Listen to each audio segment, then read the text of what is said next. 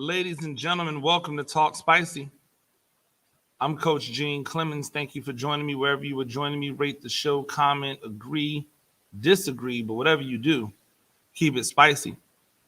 5-star ratings are appreciated. And if you're joining me on the YouTube channel, like, subscribe. If you're joining me on Facebook, make sure that you are following the page. We really do appreciate all of your patronage. I've been looking at these early signings, and with all due respect to the other signings that are important to a team, we know that the quarterback signings are the ones that move the needle. And so I was interested by the narrative that was behind Mitch Trubisky. It's a narrative that's kind of popped up over the second part of the season and has definitely caught steam over this offseason. And it's this idea that Mitchell Trubisky is now somehow again a viable option as a starting quarterback. It's as if we didn't just see the last few years of his career play out.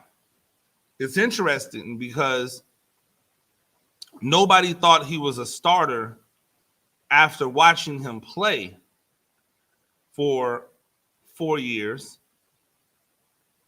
And then he sits out a year, gets a little bit of garbage time, if you will, sits out a year, and now all of a sudden he is the first quarterback taken, in free agency. And he goes to the Pittsburgh Steelers, which, as much as I love Mike Tomlin and I ride for Mike Tomlin, I just don't get Mike Tomlin. Like, I don't know if he just doesn't have any power. Like, if he is simply the guy who coaches the team and he doesn't get a say in personnel and he doesn't get a say in who he gets to coach or who's going to be his guy. Because I just don't understand the idea of bringing in a guy like Mitchell Trubisky to be your quarterback or even to compete for your quarterback job. If he's a backup, then what good is he? And in a legitimate battle, an open competition where everybody's equal and gets equal time with the ones. You're telling me that Mitchell Trubisky is better than Dwayne Haskins? Now, I know a lot of y'all have already written Dwayne Haskins off, but the man has not even started a full season as a quarterback. Trubisky has 4 seasons. So, if we're talking about who can be, good and who can't be good, we've got to make sure that we keep those things in mind. That, Mitchell Trubisky has a legitimate, resume, and it's not good. It's not one that you go, this guy is my guy. We know that Rudolph isn't. We've seen enough of him to know. He's been around long enough that if he was the guy, we would know.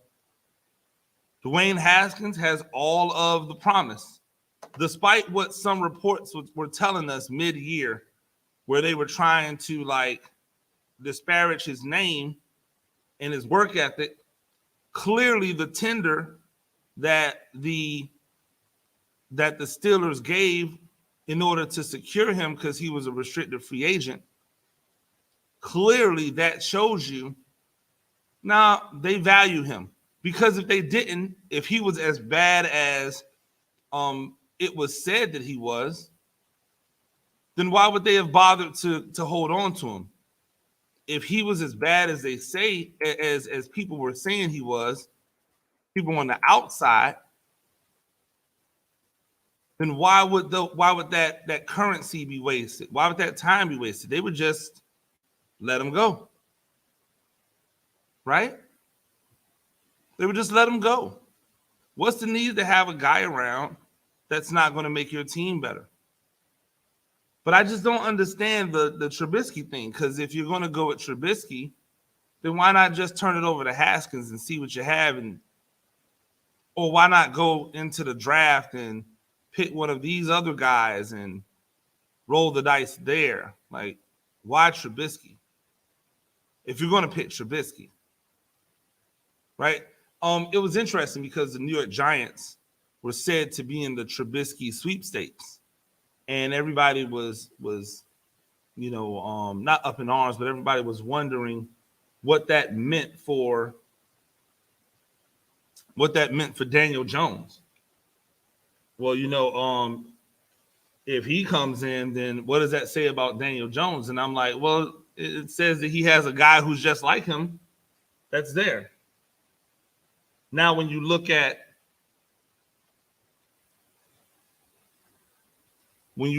who the Giants ultimately ended up signing, Tyrod Taylor, that is a legitimate threat. Somebody who's much cooler and calmer behind center. Someone who's not going to get frazzled, who's not going to have a brain shortage. Somebody that brings a requisite level of athleticism, right? So, like, when we look at him and Daniel Jones and what Daniel Jones should be, Daniel Jones should definitely be worried about him. But Mitchell Trubisky wasn't going to offer anything that Daniel Jones didn't already offer, and therefore wasn't going to make much of a difference, right? See, that's how this thing goes. Like, they're not going to make much difference, then you can't make the quarterback in front of you nervous if you're not going to make much difference. The quarterback in front of you is going to dictate. I mean, the quarterback behind you is going to dictate how worried you are. And with the skill set of Trubisky versus the skill set of Tyrod Taylor, who, by the way, throws one of the best deep balls in the game still today, that's going to make a difference.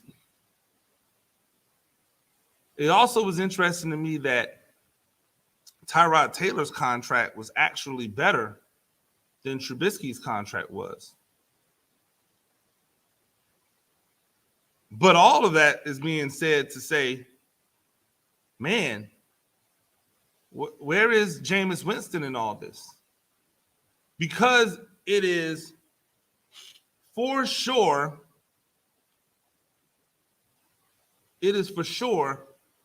that this is the best quarterback available, and he's available for free. For whatever you want to think about Jameis Winston as a person, for everyone you want to think about him as a quarterback, you can't deny the fact that his upside, his potential, not even 30, his upside and potential far exceeds that of these other quarterbacks. It's far better than anybody that's in the draft, including Malik Willis, who I think has a chance to be a star. If Jameis Winston doesn't get hurt last year, he's on pace for 50 touchdowns. If he doesn't get hurt, he's on pace for 50. Probably would have landed somewhere around 40-something touchdowns. But he was going to make a run because he was getting acclimated, but he was also playing with all the twos, all the threes. No number one receivers were out there. Hell, it could be argued no number two receiver was out there. So he was playing one of those hey, let's just not mess it up games. But that's not what Jameis Winston is. Jameis Winston is a guy who gets it. He's a guy who goes out and gets it. So when you unleash him, it becomes a multiple touchdown game. Now, in fairness, it used to also have the opportunity to become a multiple interception game. But if you notice, most of those multiple interception games were games when he was trying to bring the team back. Nobody talks about this and how awful the defense was in Tampa Bay when Winston was there. They only talk about the last season where supposedly the defense was better. Yet they could not stop a soul from passing on them. I remember that season specifically because that season, people were telling me, oh, well, the defense is good. But I just kept watching mediocre quarterbacks tear up that defense. I also watched Winston throw a lot of interceptions. But then, like, people used to make jokes like, oh, well, we can't see, blah, blah, blah, blah, blah, blah. Yeah. And then in the offseason, he had surgery to fix his eyes. And it's amazing. Like, it almost looks like night and day. So now he's 2 years removed from that. Yeah, he had an injury to his knee, but we've seen people come back from knee injuries with no problem all over the league when it comes to quarterback position. It's not like he's Michael Vick out there. So now you get a guy who has one of the biggest arms in the league, even though Madden doesn't have him rated as one of the biggest arms. He has one of the biggest arms in the league. Cerebral, a champion, a guy who's a fighter, and you want Mitchell Trubisky? You want who, Pittsburgh? I thought the succession was perfect. You had Big Ben, so you go get another guy that has some Big Ben-like things, right? You go get another guy who's big and strong and athletic enough to get away from people or to extend plays with a big arm that's not afraid to let it go. You got him right there in Winston waiting to go. And for some reason, no. And that's why I asked, I don't really know what Mike Tomlin's, like, what his power is. I don't know what his power is. I don't know what type of power he wields. But it must not be much. Either that or I have just been completely and totally wrong about Mike Tomlin for a long time. Because I believe that Jameis Winston is the type of quarterback that would thrive in that offense. If you're not going to go with Dwayne Haskins. If Dwayne Haskins isn't a viable option as your starting quarterback, then to me, everybody should be after Jameis Winston. But for the Steelers specifically, absolutely. Seattle needs a quarterback. Guess who they should be calling? Jameis Winston.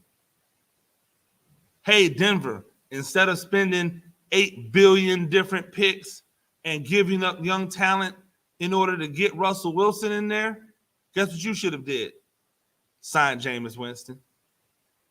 Hey, Green Bay, instead of paying the most annoying quarterback in the history of the game $50 million in the twilight of his career in order to keep him happy and to placate fans, guess what you should have done? Kept that money, signed Jameis Winston. You know what Devontae Adams would have done if you would have signed Jameis Winston? He would have stayed his butt right there in Green Bay when you paid him. Why? Why, you might say?